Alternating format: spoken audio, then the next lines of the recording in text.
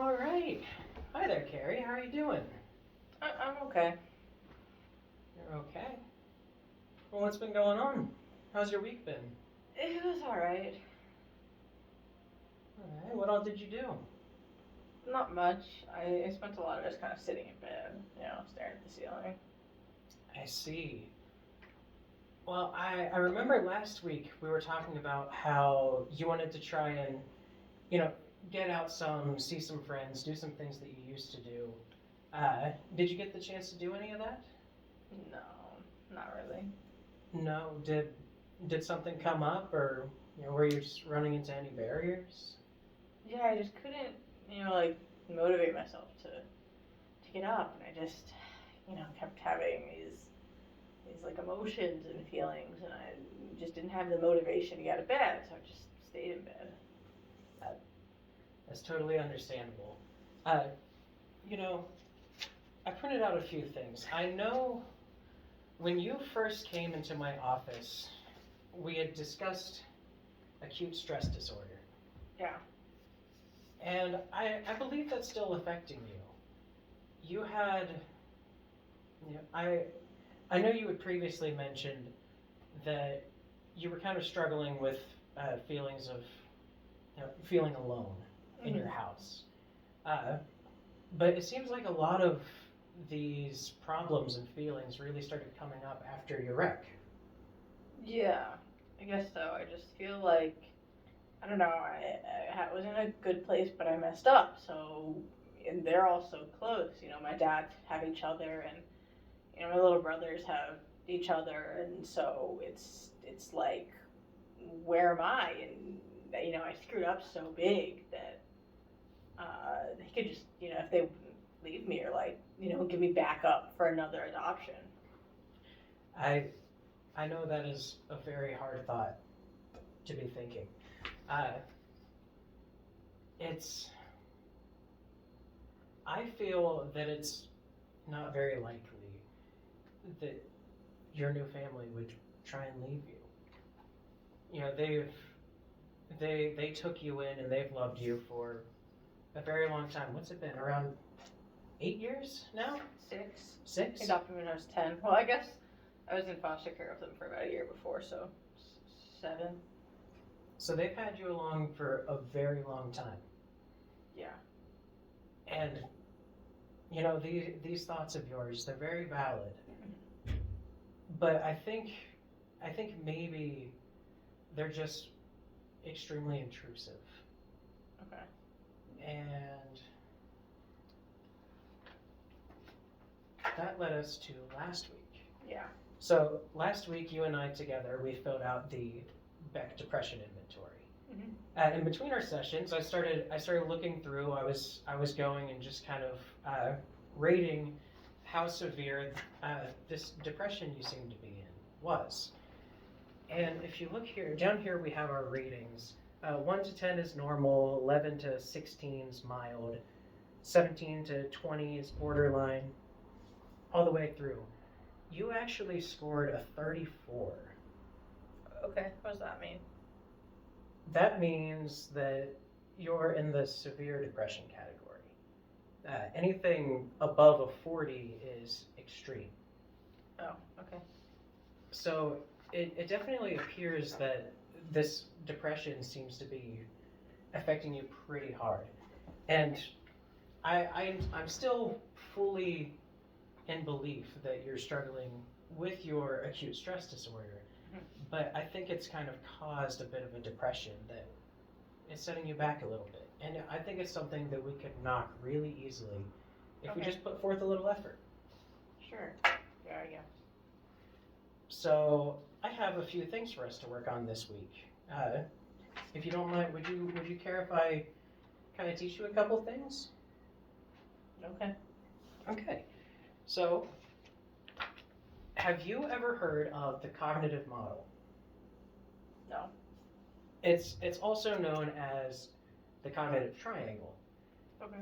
And what it is, it's kind of a representation of how all of our beliefs and our thoughts and even our behaviors kind of stem from different situations. Mm-hmm. So what we have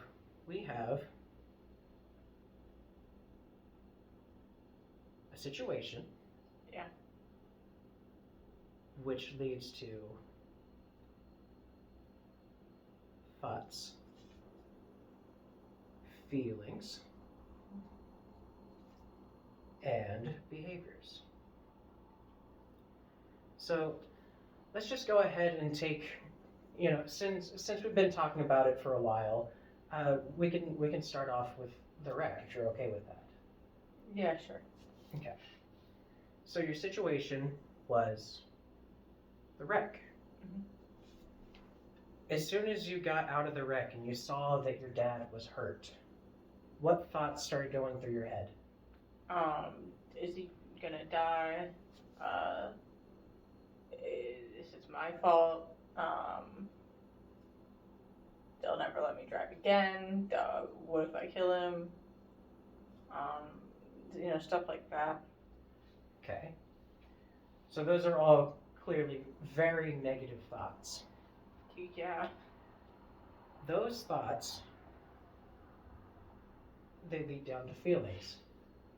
What kind of feelings did you start to have while all these thoughts were running through your head? Pretty shitty. I guess I felt scared and guilty. Scared and guilty. And that makes plenty of sense. It's scary. Yeah. Being stuck in something like that and realizing that maybe it's something you could have stopped or could have prevented. It makes sense that you would be feeling guilt, but that guilt isn't something that should be driving you solely. We need to have some sort of other feelings come in, and it seems like that guilt is kind of stuck with you longer than it should have. Yeah. So these feelings of scared and guilty and, as you said, shitty, they lead to behaviors. Right. What is it that you started doing?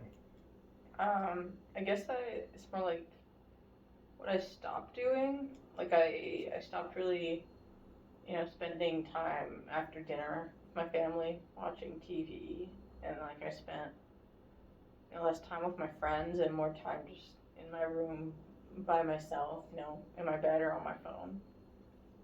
Okay. So you stopped hanging out with people, you started spending time on your own.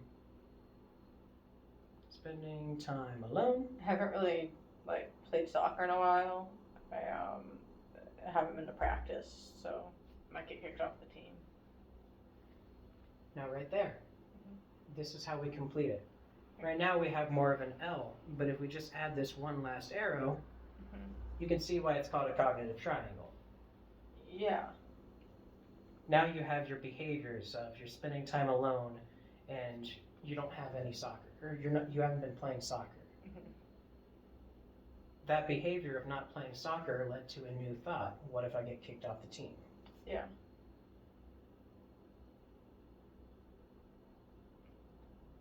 So we have kicked off team. And that starts the triangle all over again. Being kicked off the team goes down to new feelings. What kind of feelings are you feeling there? Well, I guess I'm worried about it. Worried it's gonna happen, and it makes me kind of sad, losing something that I really care about, which is playing soccer. Yeah. So you have that worry and that sadness, and then that leads to even more behaviors. Maybe now you're starting to, and the behaviors, they don't even necessarily have to be things that you're trying to do, like going to your room, avoiding people. It can be something as little as now you're super shaky, it's harder to get out of bed. All these sort of things, and it just keeps going in a triangle. Okay. Now, if this keeps going, sometimes it can have a tendency to sort of spin out of control. And it's really hard to get back in control. Yeah. We'll just put this over to the side over here. Okay. It's a different representation of the cognitive model. It's more, it's more linear. We have a couple loop-de-loops and stuff. But this is what we call the vicious cycle. And as you can see, this one says the first vicious cycle, and then there's the second vicious cycle. And there can be multiple.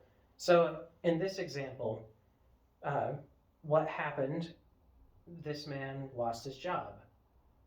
Come down, he starts to feel sad. He starts staying in bed. All this staying in bed starts to make him anxious. Come around, he's not engaging with his family anymore because he's anxious. Not engaging there makes him stressed. Being stressed, he doesn't take calls anymore. He starts getting embarrassed, so he avoids people, and it just keeps going, kind of getting worse. It's mostly getting worse because there's no introduction of a new trigger or event. Okay. And, sometimes these events can be bad, and it all starts over again. But there can also be a good one. So we get into the second cycle. Now he's going down. He loses his job. He gets sad. He goes through this. We come all the way back. And now this says increased odds of more hardships and negative life events. Because he's kind of shut down, it's making it harder and harder for positive things to happen. Like getting kicked off the soccer team. Exactly. Because of the crash, then staying in bed. Exactly. See? Okay, yeah. Good job. This is how it all connects together. And so what I fear is that you're stuck in one of these vicious cycles, and you're stuck in that first cycle with the loop. And it appears just from our previous conversations that this depression that you're experiencing is hindering any new events from coming into your life. Yeah. Would you agree? Yeah. So I want you to work on a vicious cycle with me. Okay. And this could be hard because sometimes it's hard to confront these things, but I believe that together we can do this. Okay. I'm gonna just switch my pens real quick. Sure. That's a special one. So, do you want to write, or would you like me to write? You can write, but Okay. I'll talk about it. So we will. Well, we just did the cognitive triangle. Here, we'll pull this back over, and we can kind of work off there. Okay. Your first event was the car wreck. Yeah. You felt scared and guilty, Mhm. and so you stopped spending time with family. You stopped going to soccer. Let's do these one at a time. Okay. So, not spending time with family.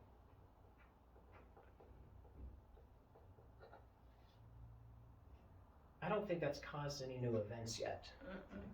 That's just going back to feelings. You used to love spending time with your family. So, how does not spending time with your family and your friends at that make you feel? Lonely. So we get to loneliness. That loneliness, it comes right back down. What do you do once you start feeling that loneliness? I just stay in bed.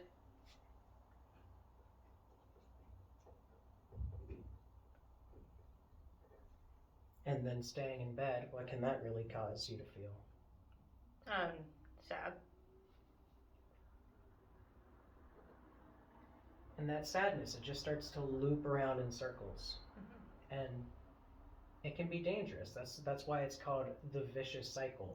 Right. You might have heard, it's very common for people to say, I'm self-conscious about my body because I don't go to the gym, but I don't go to the gym because I'm self-conscious about my body. Yeah. Eventually you get stuck in that loop until you eventually go to the gym. Start to get more confident in your body. You start going through. So right now, it seems like this is where you're kind of stuck. Would you agree? Yeah. So you've not yet been kicked off the soccer team like you're afraid of. Yeah, not yet. Have you gotten any warnings No, but if you miss a certain number of practices. Okay, how many have you missed? Do you know if you're kind of close to that line? Yeah, I've missed 4. You're not allowed to miss 5. Not allowed to miss 5. Okay, so we need to make sure that you get to that soccer practice. Yeah. So we need to introduce a new thing to do. Mm-hmm. You're sad. You don't go to soccer because you're sad. Yeah, I just don't feel up for it. No soccer makes you afraid of getting kicked off the team.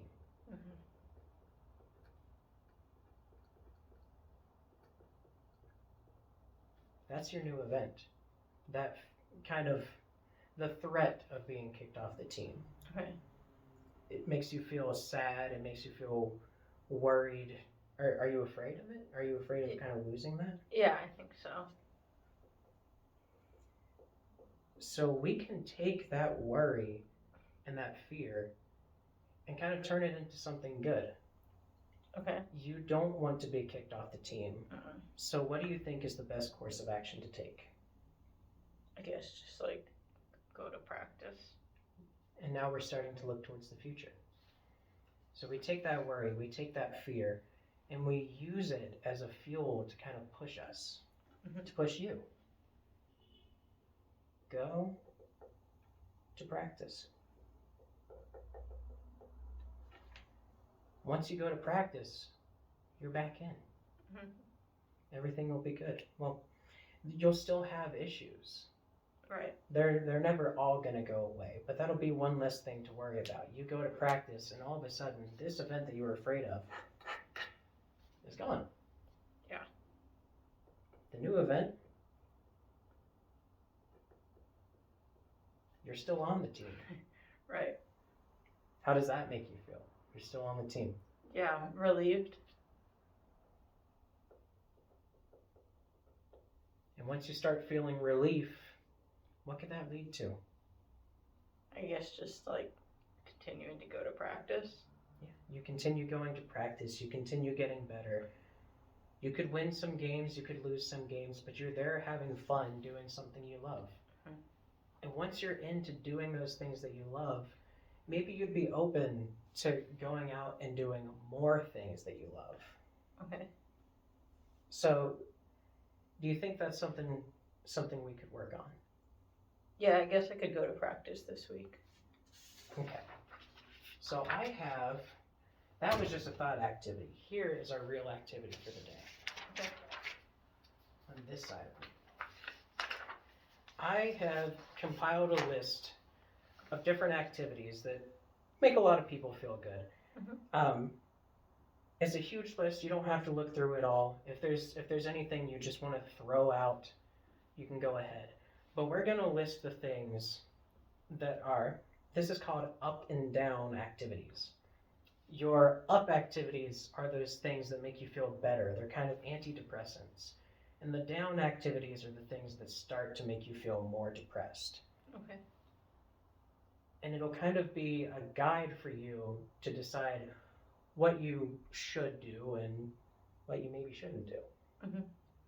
So if you want to look through this at all, or if you want to just list off some things, we can get a good list of up activities going, and then we can also list the down activities that you've been experiencing.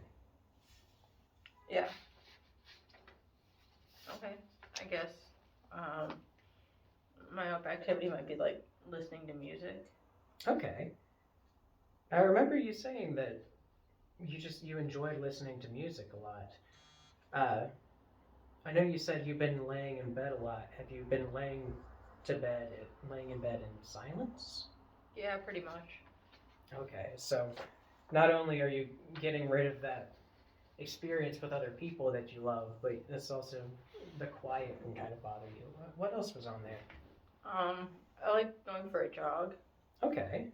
Staying in shape. Jog, staying in shape. So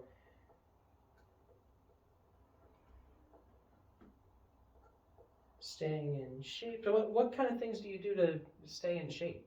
Well, or have you done? I used to run. I used to sometimes go to the gym with my one dad. The other one doesn't really work out. I completely understand that. I'm not much of a workout guy myself. So jog, run, go to the gym. I like hanging out with my friends. Okay. Like having sleepovers and stuff. Oh, that could be a good one. And that could possibly be a good way, I don't know, to get you hanging out with everybody. You know, get some friends over. Maybe you could play some like big party games, and you can have your friends and your family come along. Okay. Sleep over. And we could always add in soccer. Yeah, soccer. Teaching my brothers how to play soccer. They kind of started in their little league or whatever. So I'm curious, what is it about teaching your brothers that kind of makes it an up activity? Is it because you're doing what you love, or you're getting to see them grow? What is it? I don't know. They're just like really bad at it, so it's funny. So it gives you a little bit of, it gives you a reason to laugh. Yeah. So I guess laughing is on the list. So I didn't really think about that one, but yeah. So you like the humor, you like the family, you like being active. That's all super good. Mm-hmm. And I think those are all wonderful things that you can do just throughout the week. Yeah. Now, let's go ahead and hop over to the down activities. What are the things you've been doing that kind of worsens the depression? I'm skipping dinner. All right, skip dinner. I guess being in the car. That is completely understandable. Spending time alone in my room. I spend a lot of time sleeping. And just like thinking. So is it oversleeping that makes you feel kind of down? Yeah, like taking like long naps when I get home from school. Okay, oversleeping. What about if you just sleep and it was a good night's rest? Mm-hmm. Would you count that as an antidepressant, or? I mean, I guess that's like either way. It's not really like good or bad. Okay, so it's just more the oversleeping that kind of bothers you. Yeah, like on weekends when I sleep in till like 3. Okay. So we have skipping dinner, car rides, being alone in the room, oversleeping. You listed something else. I missed it.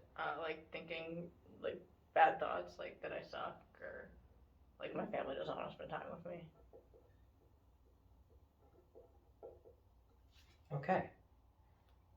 Is there anything else, or do you think that about wraps it up?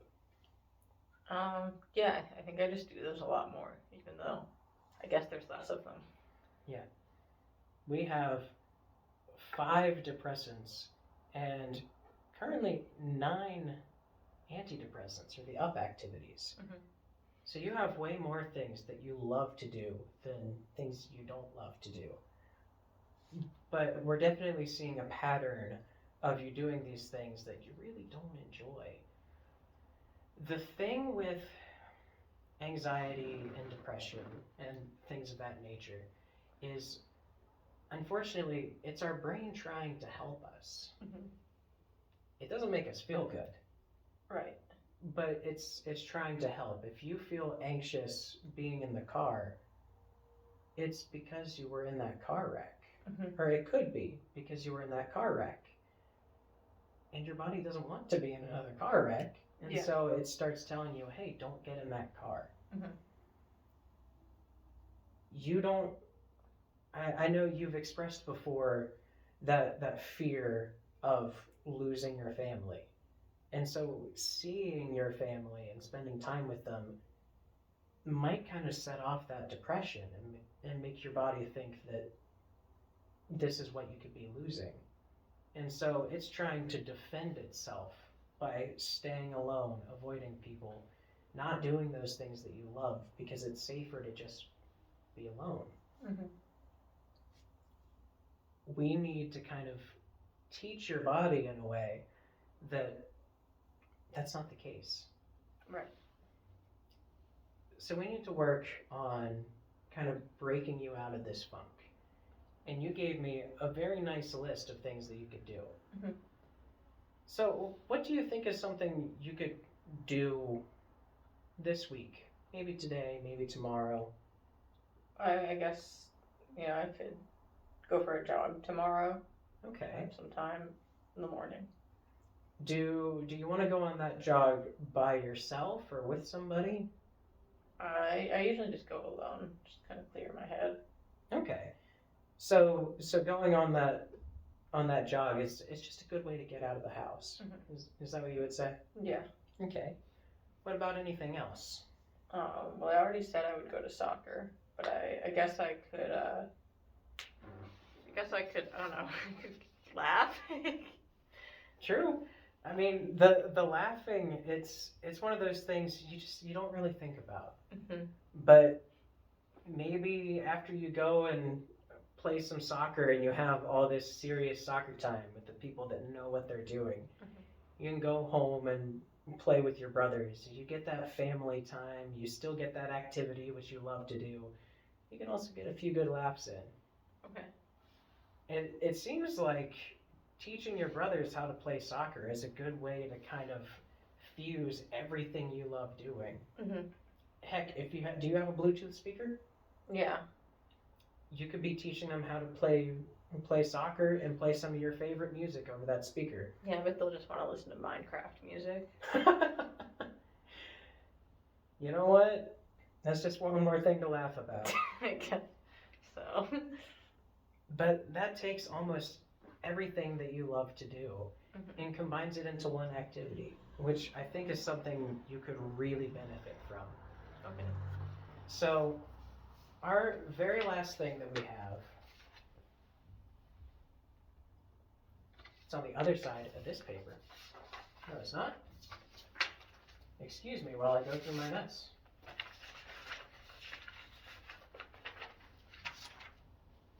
It's on this side. It's the very top thing. It's what I had out for next.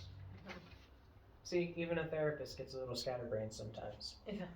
Okay, so right here we have an activity planning worksheet. Mhm. So what we can do, we can go through and kind of. It doesn't have to be an exact list because some of these things are a little crazy. I don't think you're going to be playing soccer at 5 a.m. No. or 11 p.m. Yeah. But this can just kind of give us a rough estimate of when you can do stuff, and then we can just talk about if you completed it Mhm. and how you would rate your mood. Right. So, when is your next soccer practice? Tuesday. Okay. So we are gonna set this for Tuesday. Do you know what time your practice is? Yeah, it's at 4. So 4 o'clock. So at 4 o'clock, we'll put soccer practice. Mhm. And how long does it last? Is it 2 hours? Yeah, 1 it hour? goes till 6. Goes till 6. So we'll just put a little arrow all the way down to 6. So this time slot is taken up with soccer practice. Are you even awake from 5 to 7? Or are you still sleeping? In the morning? Yeah. Oh, I should have said AM. I'm sorry. Yeah. I mean, I used to get up and work out in the mornings, but not really anymore. Okay. Do you want to try and do that? Or do you want to take this kind of one step at a time? Yeah, I already think going to practice will be a lot. I haven't, exercised in a little bit, so. Okay. Well, then we can definitely, take it little bits at a time. So 5 to 7, you think you'll still be asleep? Yeah. Okay. I have to get up at 7:30 for school. Sleep 7:30. Leave for school starts at 8 o'clock. Yeah. So 8 to 9, you'll have school. School goes till about 3. Mhm. So we'll bring this all the way down to this. And your soccer practice doesn't start till 4. What could you do in that hour between school and practice? I guess, I don't know, the girls who are on the soccer team not used to kind of hang out and eat snacks together. Okay. Do you think you could go do that? Just kind of prep before the practice? Yeah, I guess it'll make me more likely to go. Okay. If I'm hanging out with them and then they all go to practice. Yeah, I mean, anything to kind of boost that motivation. We already have, the looming threat of getting kicked off the team, but even having something as simple as hanging out with the girls. So hang out with team. You have practice until 6. 6, you're probably on your way home. What do you think you do after the practice? I mean, it only takes like 10 minutes to get home. Usually, with Dad kind of has dinner ready at that point. So, would you be willing to sit down and eat dinner with them? Yeah, I guess. Okay. Sit down with family for dinner. And what about after that? I mean, I guess I could try and play, soccer with my brothers. Okay. Is that something you want to try to approach this week? I don't know. I mean, you said I should do it. Hey, I love the idea. If you're comfortable taking that on, that's okay. I don't know. I might be kind of tired, so maybe next week. Okay. So we can just do this for next week, and we'll think, depending on how everything goes this week, maybe next week you can play with them. But maybe I'll do homework downstairs instead of in my room after dinner. Okay. So I'm not like hiding in my room. Okay, homework downstairs, and then when do you usually lay down? I mean, recently, like right after dinner, but I guess if I do my homework, then probably like 10. Okay. So 10, we'll say sleep. That'll last here. So we have 2 hours. Do you think your homework would take more than an hour? Yeah, I'm pretty far behind. I do remember you mentioning that. So maybe do homework for 2 hours, and then honestly, this is like a whole day of just running. Maybe from 9 to 10, you can just relax. Okay. You think that sounds good? Yeah, that sounds all right. And I won't lie, this will probably be a lot. Do you think that you could relax downstairs around everyone, or do you kind of want that downtime to yourself? Yeah, I think if I'm already doing homework downstairs, I'll just, relax in my room. Okay. Maybe do something that's not just laying in bed. I don't know, I might just go to bed at that point. Honestly, 9 o'clock is not a bad time to lay down. Okay. I think that's a pretty good list. Yeah. So, what I want you to do is on Tuesday, each one of these steps you can go through, just put a little check mark beside when you completed it. And then a mood rating, the mood rating will do 1 out of 10. Okay. 1, you feel god awful. 10, you feel the best you've ever felt in your life. Okay. And we can just go from there. And we'll just see how you feel throughout the day. And even school you could do, if you wanted to do school as a whole, and it was a 7, you can just put 7 and jump down to hang out with the team. If you want to go period by period, maybe English was great, but math sucked. Mm-hmm. You can do that. Okay. Just whatever you feel. But I want at least each of these actual things that's not an arrow to have a mood rating beside it, just so we can kind of gauge where you are. Sure. Does that sound good? Yeah. All right. That is your homework for the week then. Okay. Do you have any questions? I don't think so. I think I can do this. I think you can do it too. Okay. You've come pretty far. What is this, week 6? Yeah. It's been almost 2 months, and I've seen a lot of growth. You were very anxious when you first came in, and you're already getting to a better place. Yeah, I think so. We just got to work on boosting you up the rest of the way. Okay. All right. All right. And scene. And scene. How long did that take?